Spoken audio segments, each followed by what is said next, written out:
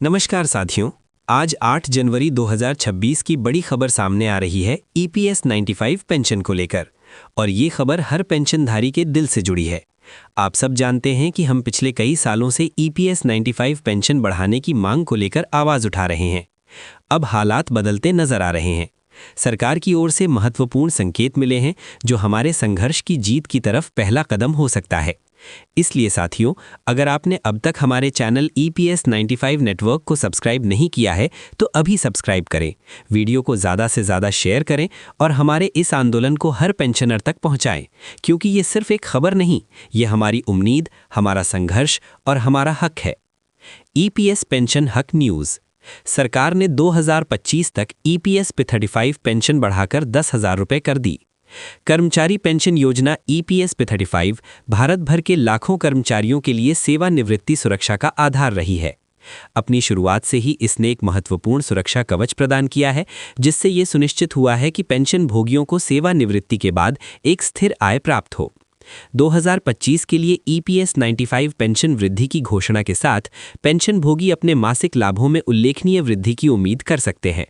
ये विकास उन सेवानिवृत्त व्यक्तियों के जीवन की गुणवत्ता में सुधार का वादा करता है जो इन पेंशन पर बहुत अधिक निर्भर हैं। इस लेख में हम इस वृद्धि के विवरण, इसके निहितार्थ और पेंशन भोगियों के लिए ये कदम क्यों महत्वपूर्ण है, इस पर चर्चा करेंगे।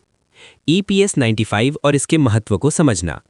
ईपीएस 95 को संगठित क्षेत्र के कर्मचारियों को पेंशन लाभ प्रदान करने के लिए कर्मचारी भविष्य निधि संगठन ईपीएफओ के एक भाग के रूप में शुरू किया गया था।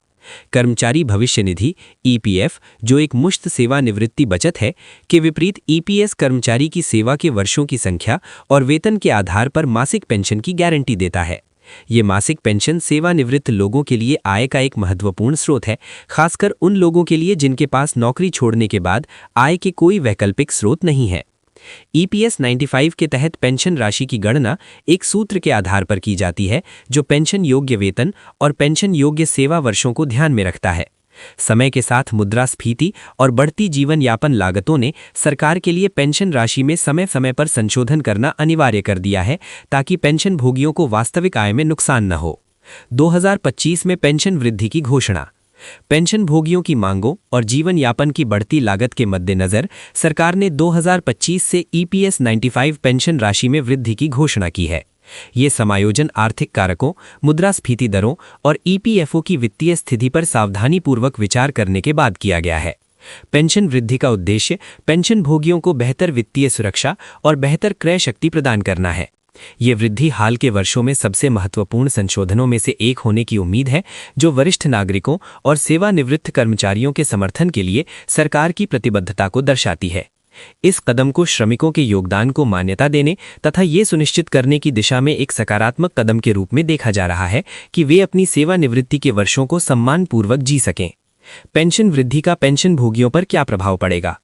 पेंशन भोगियों के लिए ईपीएस 95 पेंशन में वृद्धि का अर्थ है हर महीने अधिक व्यय योग्य आय। ये अतिरिक्त आय बढ़ती स्वास्थ्य देखभाल लागत, मुद्रास्फीति से संबंधित मूल्य वृद्धि और दैनिक खर्चों को पूरा करने में मदद कर सकती है। कई पेंशन भोगी निश्चित आय पर जीवन यापन करते हैं और आवश्यक वस्तुओं और सेवाओं की कीमतों में लगातार वृद्धि के कारण अपने खर्चों का प्रबंधन करना उनके लिए चुनौतीपूर्ण होता है। इस वृद्धि के साथ पेंशन भोगियों के पास इन वित्तीय आवश्यकताओं को अधिक आराम से पूरा करने के लिए एक सहारा होगा। इसके अलावा इस वृद्धि से सेवानिवृत्त लोगों के बीच वित्तीय तनाव कम होने और उनके समग्र कल्याण और मानसिक स्वास्थ्य में सुधार होने की उम्मीद है। उच्च पेंशन का आश्वासन वित्तीय प्रबंधन की चिंताओं को कम कर सकता है और पेंशन भोगियों को अपनी सेवानिवृत्ति का अधिक पूर्ण आनंद लेने में सक्षम बना सकता है। पेंशन वृद्धि से व्यापक अर्थव्यवस्था को भी लाभ होता है। उच्च आय वाले पेंशन भोगी वस्तुओं और सेवाओं पर अधिक खर्च करने की संभावना रखते हैं, जिससे स्थानीय व्यवसायों को बढ़ावा मिलता है और आर्थिक विकास में योगदान मिलता है। इस बढ़े हुए खर्च का उन समुदायों पर सकारात्मक प्रभाव पड़ सकता है जहां सेवानिवृत्त लोगों की संख्या अधिक है। पेंशन वृद्धि को प्रभावित करने वाले कारक। पेंशन वृद्धि की सीमा निर्धारित करने में कई कारकों ने भूमिका निभाई। मुद्रास्फीति एक प्रमुख विचारणीय बिंदु है, क्योंकि ये निश्चित आय की क्रय शक्ति को कम करती है। मुद्रास्फीति के साथ तालमेल बिठाने के लिए सरकार ये सुनिश्चित करती है कि सेवानिवृत्त लोग अपने जीवन स्तर को बनाए रखें। एक अन्य कारक ईपीएफओ की वित्तीय स्थिरता है। बढ़ी हुई पेंशन भुगतान को बनाए रखने की इस निधि की क्षमता इसके निवेश, प्रदर्शन और वर्तमान कर्मचारियों व नियोक्ताओं के योगदान पर निर्भर करती है। सावधानीपूर्वक वित्तीय प्लानिंग और प्रबंधन ने ईपीएफओ के लिए अपनी दीर्घकालिक स्थिरता को खतरे में डाले बिना इस वृद्धि की घोषणा करना संभव बना दिया है। जनसांख्यिकीय रुझान जैसे सेवानिवृत्त लोगों की बढ़ती संख्या और लंबी जीवन प्रत्याशा भी पेंशन नीतियों को प्रभावित करती हैं। जैसे जैसे लोग लंबे समय तक जीवित रहते हैं, उन्हें लंबी अवधि की पेंशन की आवश्यकता होती है, जिससे समय समय पर संशोधन अनिवार्य हो जाता है। पेंशन भोगियों को आगे क्या पता होना चाहिए? पेंशन भोगियों को पेंशन वृद्धि के सटीक विवरण, जिसमें संशोधित पेंशन दरें और प्रभावी तिथियां शामिल हैं, के बारे में जानकारी रखनी चाहिए।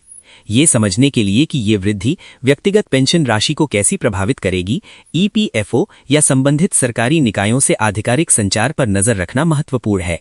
इसके अतिरिक्त पेंशन भोगियों को अपने पेंशन स्टेटमेंट की नियमित रूप से समीक्षा करनी चाहिए और यदि उन्हें कोई विसंगति दिखाई दे या कोई प्रश्न हो तो ईपीएफओ कार्यालयों से संपर्क करना चाहिए। सक्रिय रहने से ये सुनिश्चित होता है कि पेंशन भोगियों को वे सभी लाभ मिले जिनके वे हकदार हैं। पेंशन भोगियों के लिए अपनी समग्र वित्तीय योजनाओं की समीक्षा करने का भी ये उपयुक्त समय हो सकता है। पेंशन आय में वृद्धि के साथ कुछ लोग अपने वित्तीय भविष्य को और अधिक सुरक्षित करने के लिए अतिरिक्त निवेश या बचत रणनीतियों पर विचार कर सकते हैं। सरकार और ईपीएफओ की भूमिका। इस पेंशन वृद्धि में सरकार की भूमिका महत्वपूर्ण है। समायोजन की आवश्यकता को पहचानने और उन्हें लागू करने में नीति निर्माता सामाजिक कल्याण और आर्थिक न्याय के प्रति अपनी प्रतिबद्धता दर्शाते हैं। इस योजना के प्रशासक के रूप में ईपीएफओ इस वृद्धि को कुशलता और पारदर्शिता से क्रियान्वित करने में महत्वपूर्ण भूमिका निभाता है। इस योजना की सफलता के लिए बढ़ी हुई पेंशन का समय पर वितरण सुनिश्चित करना और पेंशन भोगियों के साथ स्पष्ट संवाद बनाए रखना आवश्यक होगा। सरकार और ईपीएफओ को भविष्य में आवश्यकता अनुसार समायोजन करने के लिए आर्थिक स्थितियों और पेंशन भोगियों की आवश्यकताओं की निगरानी करना जारी रखना चाहिए। भविष्य की ओर देखना। ईपीएस 95 पेंशन का भविष्य। 2025 की पेंशन वृद्धि ईपीएस 95 पेंशन के भविष्य के लिए एक सकारात्मक मिसाल पेश करती है। ये बदलती आर्थिक वास्तविकताओं और जनसांख्यिकीय रुझानों के अनुसार पेंशन नीतियों को अनुकूलित करने के महत्व पर प्रकाश डालती है। जैसे जैसे भारत का कार्यबल और अर्थव्यवस्था विकसित होती है, पेंशन प्रणाली को सेवानिवृत्त लोगों की आवश्यकताओं के प्रति संवेदनशील बने रहना चाहिए। आने वाले वर्षों में पेंशन कवरेज में सुधार, बेहतर लाभ और फंड की स्थिरता बढ़ाने के उद्देश्य से और भी सुधार किए जा सकते हैं। डिजिटल नवाचार और बेहतर डेटा प्रबंधन पेंशन प्रशासन की दक्षता में भी सुधार ला सकते हैं। पेंशन भोगियों के लिए मुख्य बात यह है कि उनकी चिंताओं को सुना और संबोधित किया जा रहा है। ये वृद्धि केवल धन के बारे में नहीं, ये सम्मान, गरिमा और देश के विकास में योगदान देने वालों के लिए एक सुरक्षित और आरामदायक सेवानिवृत्ति को सुनिश्चित करने के बारे में है। निष्कर्ष। 2025 के लिए ईपीएस 95 पेंशन वृद्धि भारत में पेंशन भोगियों के लिए एक महत्वपूर्ण मील का पत्थर है। ये बढ़ती जीवन लागत के बीच अत्यंत आवश्यक वित्तीय राहत प्रदान करती है और सामाजिक सुरक्षा के प्रति सरकार की प्रतिबद्धता को पुष्ट करती है। पेंशन भोगी अब बढ़े हुए मासिक लाभों की आशा कर सकते हैं, जो उनके जीवन की गुणवत्ता में सुधार और वित्तीय चिंता को कम करने में मदद करेंगे। ये वृद्धि एक सुव्यवस्थित पेंशन प्रणाली के महत्व को भी रेखांकित करती है, जो वर्तमान सेवानिवृत्त लोगों की आवश्यकताओं को फंड की दीर्घकालिक स्थिरता के साथ संतुलित करती है। जैसे जैसे पेंशन परिदृश्य विकसित होता जा रहा है, सेवानिवृत्त कर्मचारियों का समर्थन करने और उनके आजीवन योगदान का सम्मान करने के लिए सकारात्मक कदम उठाए जा रहे हैं। ये देखना उत्साहजनक है।